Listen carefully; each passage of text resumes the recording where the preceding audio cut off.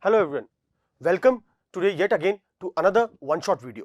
Today we'll be talking about the rise of nationalism in Europe. Now this is the first chapter of your history portion. So let us quickly start with the chapter.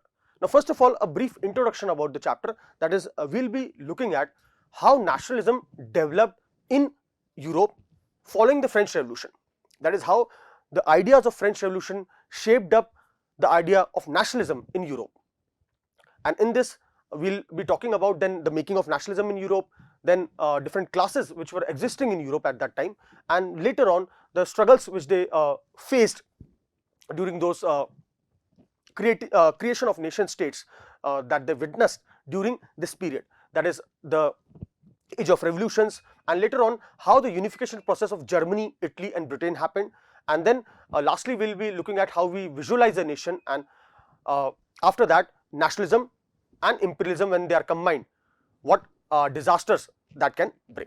So let us now start with the chapter, that is the rise of nationalism in Europe.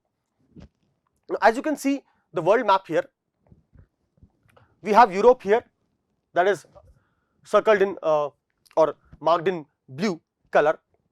We'll be generally focusing on this aspect of the or part of the world map right now of Europe, and in your further chapters, that is rise of nationalism in India, we will be specifically focusing on India. Okay, so let us begin. Now this is the Europe map which we will be dealing with, the different countries here, and how different treaties and different wars had actually shaped up the boundaries in Europe at that time, and how nationalism as a feeling was emerging in this part of the world. Now first of all, nationalism. Now what is nationalism? As you can see the definition here, nationalism is a sense of collective belonging. It implies that people have a belief in self-determination, they have united and decided which nation they are. That is, they are united and then they have the same struggles which they have witnessed over period.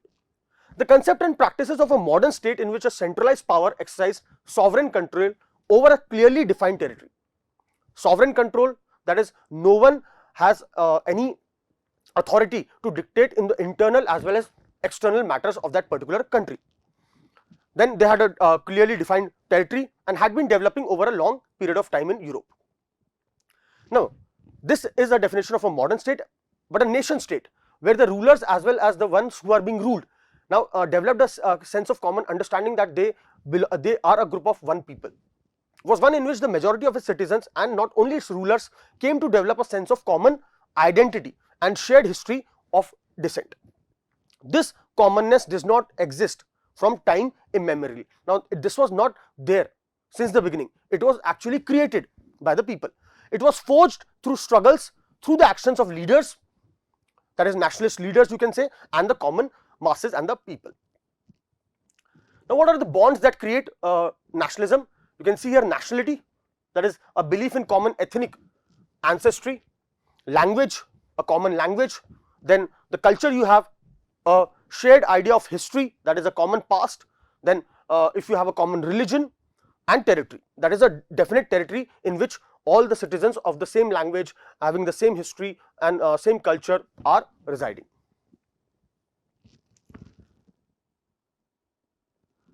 Now the pact between nations. Now the first page of the textbook of history, that is of this chapter, rise of nationalism in Europe, you see an image that was drawn by Frederick Soro. He was a French artist who created a utopian vision, that is his imagination of how things will shape up in the future, and this painting was done in 1848. Now in this painting you can see Statue of Liberty standing there, and trains of people of different nationalities are paying their homage or respect to this Statue of Liberty and passing by through it. Now first is visual elements that we see here, trains of people, then people march past the tree of freedom, and then the Statue of Liberty. They are grouped as distinct nations, okay, identified by flags and national costumes. People of USA and Switzerland have already gone past, that is they had already become nations. That is what that painting or picture implies. Then Statue of Liberty bears torch of enlightenment in one hand and bears the charter of the rights in another hand. Now, torch of enlightenment also signifies here that how Europe is moving from an age of darkness towards enlightenment or knowledge. Soil littered, that is in the foreground, it is littered with broken crown and royal attributes. That is, now the symbols of monarchy have been destroyed. That is what it implies there. Shattered ruins are lying in the foreground. Then you can see on the top in the image from where Christ and angels are blessing the scene. Alright, that is, it symbolizes fraternity among the different nations, that is brotherhood among different nations. Now again we have a source in which Ernest Renan, he says about what is a nation, and here is the definition of plebiscite also. So now it is a daily, a nation is the culmination of a long past of endeavors, sacrifice and devotion. It is a daily exercise that people agree to be a part of that nation. That is, you can see here, a nation is therefore a large scale solidarity, its existence is a daily plebiscite. Okay, that is, a nation is existing, it is a daily plebiscite. Now, plebiscite is a direct vote by which all the people of a region are asked to accept or reject a particular proposal. Now, by the means of that they are staying in that nation, or they are agreeing to be part of that nation, they are agreeing to the fact that yes, they want to be of this nation, or they want to be a part of this nation. So that is what, according to Ernest Renan, what is a nation. All right. Moving further, the next topic comes as French Revolution. It was the first clear expression of nationalism in Europe. Now, this is the idea of a nation, how it was created: la patrie, la citoyenne, then the tricolor flag which was introduced, Estates General which was converted into the National Assembly or renamed National Assembly, la Marseillaise, that is hymns were created, oaths were taken and martyrs were commemorated, centralized administrative system was introduced, uniform units, weights and measurement system was introduced, internal custom duties were abolished, and French as it was spoken in Paris was encouraged and local dialects were discouraged. So that created an idea of nation, and this becomes an important question. Most of the time it has been asked as a 5-mark question in your boards. The same thing here, that is the idea of la patrie and la citoyenne signifies the fatherland. La patrie is the fatherland and la citoyenne is the citizen. It was initiated by French revolutionaries to create a common sense of identity, a collective belonging among the countrymen. Instead of traditional method of addressing sir and madam, that is monsieur and madam, all French men and women were now addressed as citoyen and citoyenne. Tricolor flag was introduced, you can see the colors here, and the French National Convention adopted this flag in 1794. Then came Napoleon to power, and he introduced his Napoleonic Civil Code in 1804. Now, these are the points of the Napoleonic Civil Code. As you can see, it did away with the privileges based on birth, established equality of people before the law, secured the right to property, abolished the feudal system, freed peasants from serfdom and manorial dues. In the towns, again, guild restrictions were removed. Now, guilds are specific rights given to probably merchants or traders to practice a particular trade, and they were very because these guild restrictions were too tough for new people to make entry into the trades. So now these guild restrictions were removed. So therefore, what happened was, that is, the trade has been simplified, that people could enter different vocations. Transport and communication systems were also improved. Now these are the few aspects of Napoleonic Civil Code. Same thing here, just a bit about Napoleon, that is ruled France from 1799 to 1815. As we know, 1815 he was defeated by the combined powers of Britain, Russia, Austria and Prussia. Known as Napoleon I, was a French military leader and emperor. Crowned himself emperor in 1804 and gave civil code, Napoleonic Code. And after a disastrous French invasion of Russia in 1812, Napoleon abdicated the throne, that is, he stepped down from the throne. On June 18, at the Battle of Waterloo near Brussels, he was the French army was crushed.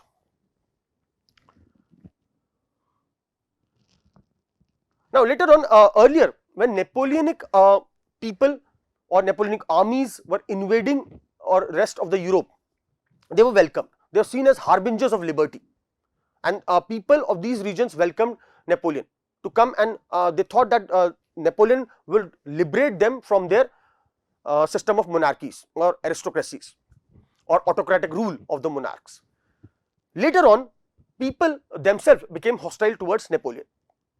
That is, initially the French armies were welcomed as harbingers of liberty, but later on, because of the increased taxation, because they needed money to fund their wars and battles, censorship was imposed in the places which he conquered, and also forced conscription into the French armies, because he needed an army to conquer Europe.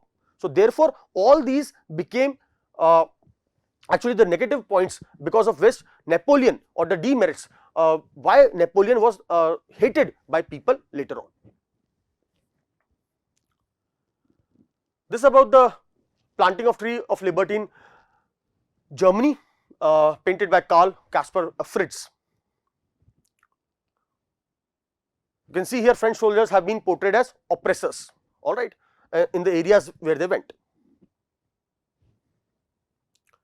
Now, Europe in the mid 18th century, as such, no nation states existed, because Europeans never saw themselves as sharing a common bond, identity or culture. Example, there was a vast Austrian Habsburg Empire, Austrian Empire, that is Austria-Hungary Empire.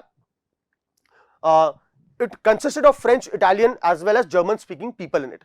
So this is the region, all right, and it had people of Italian descent, French and as well as German speaking people. Now, Europe, as we can see, was clearly divided into two classes, that is the aristocracy and the peasantry, and later on the new middle class emerged, that is, it was the land owning class. It was numerically a small group, that is in terms of numbers, but dominated Europe both socially and politically, because they were powerful, rich, and most of them spoke French, because that was considered as the important language at that time, and language of the high society. And most of these families of the aristocrats were connected by the ties of marriage. For an example, if you remember French Revolution last year, Louis XVI was married to the princess, that is Marie Antoinette, okay, so Austrian princess. Peasantry, tenants and small landowners who worked as serfs and cultivated lands which belonged to these aristocratic lords.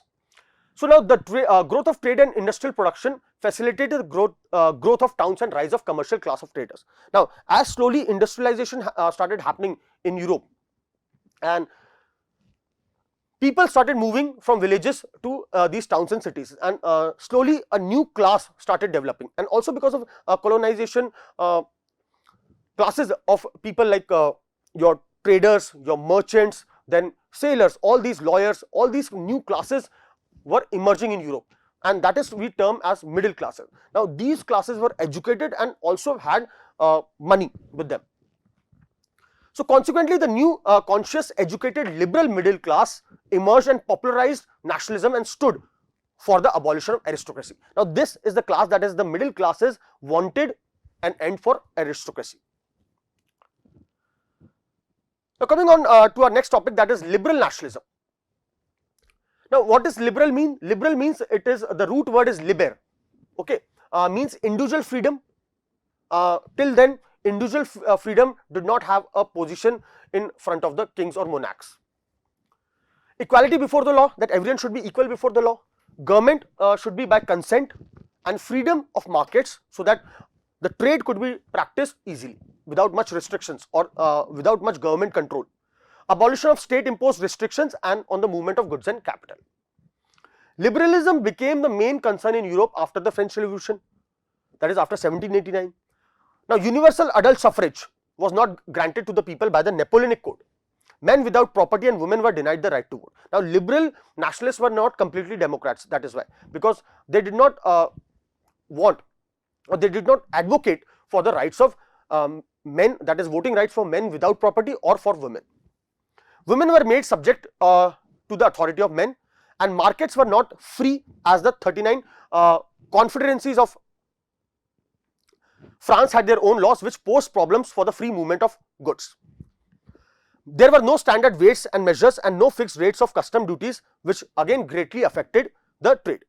Now in 1834 a custom union was made where the 39 confederacies of the German Empire were brought together. Okay, regions of the German speaking people were brought together into a confederacy by Napoleon, and later on this was initiative for this custom union known as Zollverein was taken up by Prussia.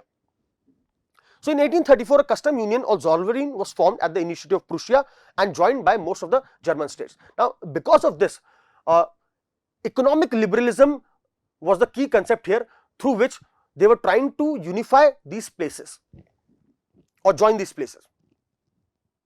That is, in 1834 a custom union or Zollverein was formed at the initiative of Prussia and joined by most of the German states.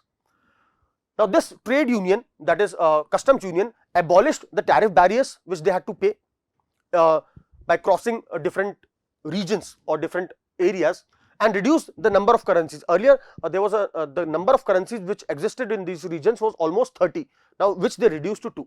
Therefore thus easing the way people could trade or could practice business. Frederick List put forward his idea of economic nationalism here, contrasted the individual economic interest with national economic interest, and he hoped that Zollverein would probably later on help in unification of Germany, would bind the Germans economically into a nation through fusion of individual as well as provincial or collective interests, regional interest. He was a professor of economics in Germany. Next is our the idea is about conservatism. Now conservatives were the people who thought that there should be no change and probably tradition should be respected.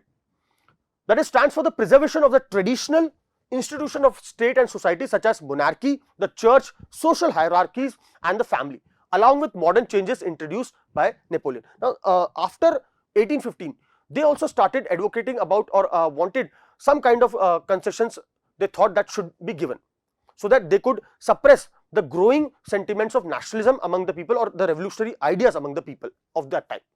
Conservatism as a political ideology arose after the defeat of Napoleon in 1815 at the Battle of Waterloo.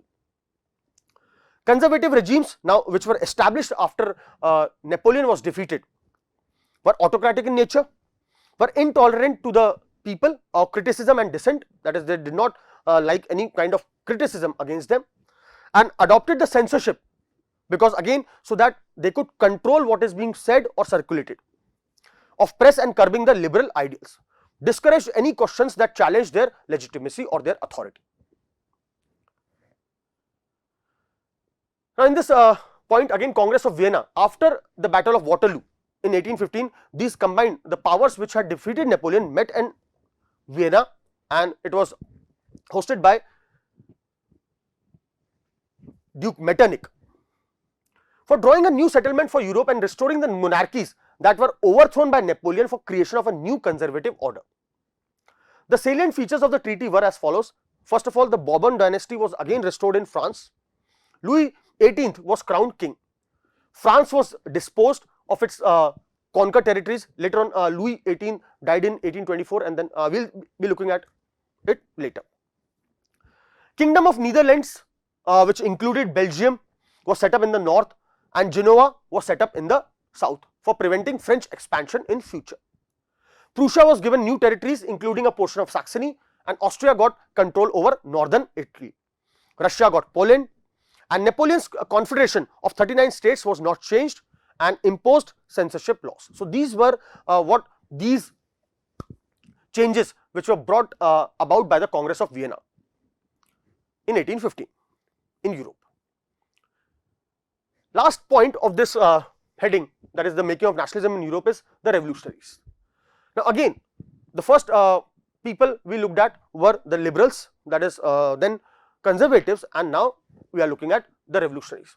Upholders of the idea of liberalism and against the conservative regime. Now they completely opposed the conservatives of the 19th century, and many secret societies were formed to keep this idea of nationalism alive. Were formed by whose main aim were now training the revolutionaries and spreading their ideas throughout the Europe, opposing monarchical governments. Just a minute.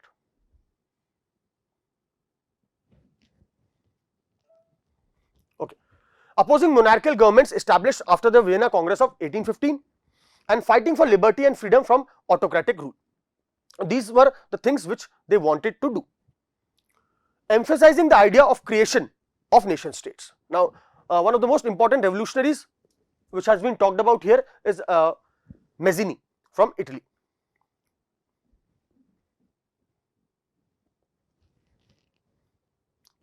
Just a minute.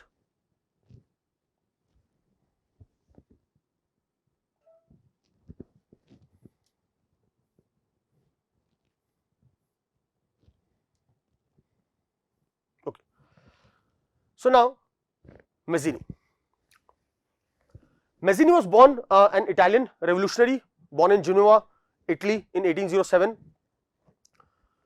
He joined the secret society of the Carbonari, attempted a revolution in Liguria in 1831, but was later on sent to exile. Then later on formed two underground societies, that is Young Italy and Young Europe. Duke Metternich described him as the most dangerous enemy to their social order, of our social order. Now, moving on to the next part, that is the age of revolutions from 1830 to 1848. Now, as we know, what happened in France,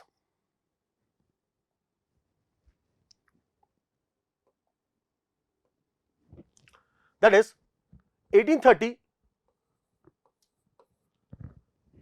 just a minute.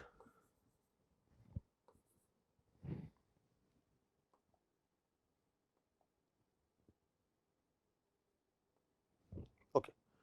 So 1830 is the period of July Revolution in France.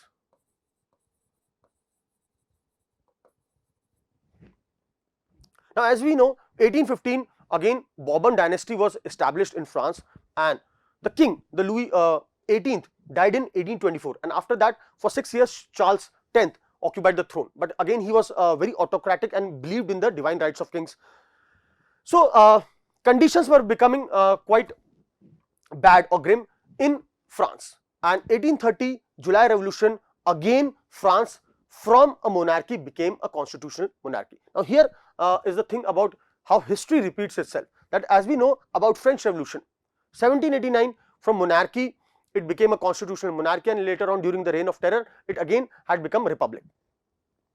Here also 1815 to 1830 it was a monarchy. 1830 because of the July Revolution it became now a constitutional monarchy, and in 1848 again the king who was established here or who agreed to have the constitutional monarchy in France, Louis Philippe, was again, or he abdicated the throne in 1848. So that is what happened in France. Now the quote about France here is, that is, when France sneezes the rest of Europe catches cold. Now again this quote is given by Metternich, Duke Metternich. The significance of this quote here is, that is, whatever happens in France actually very soon spread to other parts of Europe. Now similar revolutions could be seen in Kingdom of Netherlands, where then Belgium became an independent country in 1830, and then in Greece. Okay, so let us move on to the next part of this. Okay, that is, first is July Revolution of France. Charles X was forced to abdicate, and Louis Philippe was proclaimed king with a more liberal constitution. August Revolution of Brussels in 1830, which led to the creation of Belgium.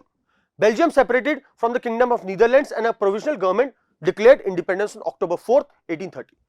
Then Greek War of Independence, as we know, the Greek nationalism started in 1821, and many people, that is many Europeans, wanted to support the Greek people against their rulers of the Ottoman Turkish Empire. And finally, by the Treaty of Constantinople in 1832, Greece became an independent nation. And one more point mentioned here is Lord Byron. He had gone and he collected funds and had gone to fight for the independence of Greece, but later on died there of fever in 1824. Now, moving on to the next part of this is Romanticism. Now, Romanticism was a cultural movement led by romantic artists. Now, they believed it's not just because of the war or territorial expansion that feeling of nationalism or idea of nation could be created. It was also could be created through the feeling of collective belonging with culture, tradition and past of a nation. Now, in this 2-3 romantic artists who are have been mentioned is, one is Johann Gottfried Herder, Karol Korspinski. All right. The spirit of German nation, that is Volkslied, popularized as a folk dance, a folk songs and folk poetry.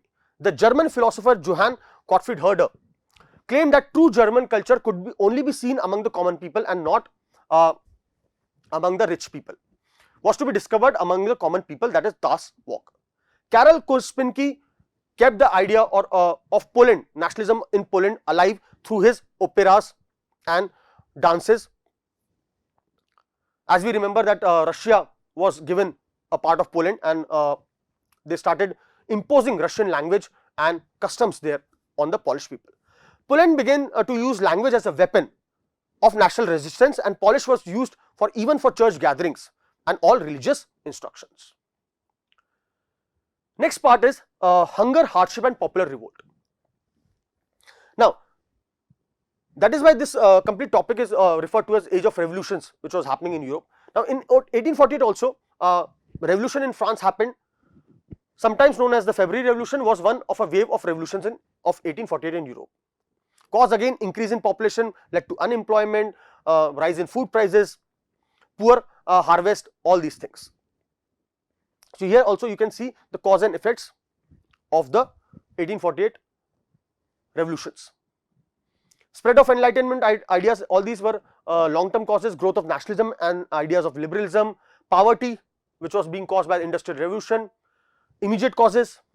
Then the revolutions of 1848, again a new republic in France was established, Metternich, fall of Metternich in Austria, promises of reform in Austria, Italy and Prussia. Alright. So, that is how the revolutions of 1848 started in, again from France. In France, the revolutionary events ended the July monarchy, which was being established after 1830 and led to the creation of French Second Republic. All adults, males above the age of 21 were granted voting rights. Women still haven't got those rights here at that time. Right to work was guaranteed and national workshops were set up. Now, this one more point is being mentioned here about a peasants' uprising in Silesia in 1845, and Wilhelm Wolff was a journalist who had reported this scene, what happened there, how the wages of these people, weavers, were reduced by the contractors. Then, that is the revolution of the liberals. Now, many of the people in Germany also wanted to build a similar kind of movement, that is in the areas where German language was being spoken. The Frankfurt Parliament in the Church of St. Paul, which took place, Germany, Italy, Poland and the Austro-Hungarian Empire, men and women of the liberal middle classes combined their demands for constitutionalism with national unification. The Frankfurt Parliament in the Church of St. Paul. News of 1848 revolution in Paris quickly reached to different parts. Discontented bourgeois, liberals, republicans and more radical working men.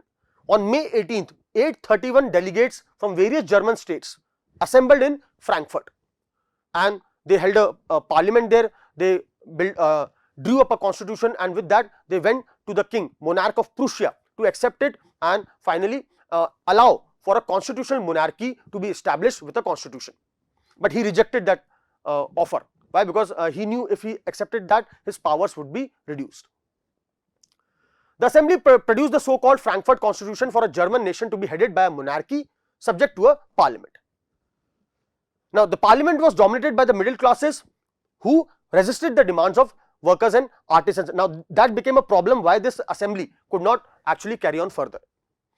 Women again were denied the voting rights and were admitted only as observers in the galleries, visitors' galleries. Now, when the deputies offered this to Frederick Wilhelm IV, King of Prussia, he rejected it and joined with other monarchs to oppose this assembly. Now, moving on to the next part, that is how unification process happened in Germany, Italy and Britain. Now, first we will be talking about Germany, that is how unification happened in Germany, and can army be used to unify a nation. The process of German unification was continued by Prussia after the defeat of liberal middle class Germans at the hands of aristocrats and the military in 1848, and also they were supported by Junkers, who were the wealthy landowning class. Now, as we know, Prussia took this initiative to unify the German speaking regions, because they saw the revolution or the revolution of the liberals of 1848 had failed completely. So he appointed Otto von Bismarck as the foreign minister and later became chief minister, who favored a blood and iron policy to create a unified Germany under the leadership of Prussia. Now, 3 wars which were being fought for over 7 years with Austria, Denmark and France led finally to the Prussian victory, and King Wilhelm I, now Kaiser Wilhelm I was the Prussian king who was crowned as the or proclaimed as the German emperor on 18 January 1871, thus completing the unification process of Germany. There's a map which shows about those things. So here is Prussia, which took over Denmark and Austria, 3 wars, that is. Now, about Otto von Bismarck, now there is a caricature which has been given here. Otto von Bismarck is shown with a whip in the parliament, and how people, most of the leaders are just scared. The artist is trying to convey that German parliament is one man's show, that is Bismarck. The deputies who were elected are afraid of him and are hiding under the tables. So the caricature depicts the dominance of Bismarck over the other deputies there. Next is unification of Italy. Now this you can see how Italy has been divided. Only Sardinia and Piedmont was the one Italian ruling princely house there. Then central part was ruled by Pope or under Pope. Kingdom of 2 Sicilies was ruled by the Bourbon dynasty of Spain, and then some parts of northern Italy were under Austria. So after the Congress of Vienna 1815, the land of Italy was still divided. Even the Italian language did not develop in a concrete form. Austria ruled the Italian provinces of Venetia and Lombardy, and the Spanish Bourbon family ruled the kingdom of 2 Sicilies, the one given in yellow. Pope controlled the Papal States, and Sardinia Piedmont was ruled by an Italian princely house. So that was the only Italian princely house. Now this again in Italy also, unification of Italy also, we see Mazzini had already tried his part in unifying Italy, but he also failed. So now again the leadership here or the mantle to unify Italy fell on the princely house of Sardinia Piedmont under its ruler Victor Emmanuel II. Now the leaders of unification, Mazzini is known as the heart, Garibaldi is known as the sword, and Cavour the head of the unification. A brief about Cavour. He was the chief minister of Sardinia Piedmont. He led the movement to unify the regions of Italy. He was neither a revolutionary like Mazzini or Garibaldi, nor a democrat. He spoke French much better than Italian, and he was belonged to one of the wealthy classes. Now Sardinia Piedmont defeated the Austrian forces in 1859 under his leadership through a tactful diplomatic alliance with France. Garibaldi, who was a revolutionary, he took his irregular army to the southern part, and where he was able to drive out the Spanish rulers from there, and his army or troops of irregular army was known as Red Shirts. The foremost military figure and popular hero of age of Italian unification, he had already met Mazzini and joined Young Italy and leader of the Red Shirts. The unified Italy, that is Garibaldi helping, again this caricature which has been shown, Victor Emmanuel II of Sardinia Piedmont to pull on the boots named Italy. In this here it is mentioned Italy. Now unification of Britain. Now unification of Britain is quite different from the earlier 2 unifications of Germany and Italy.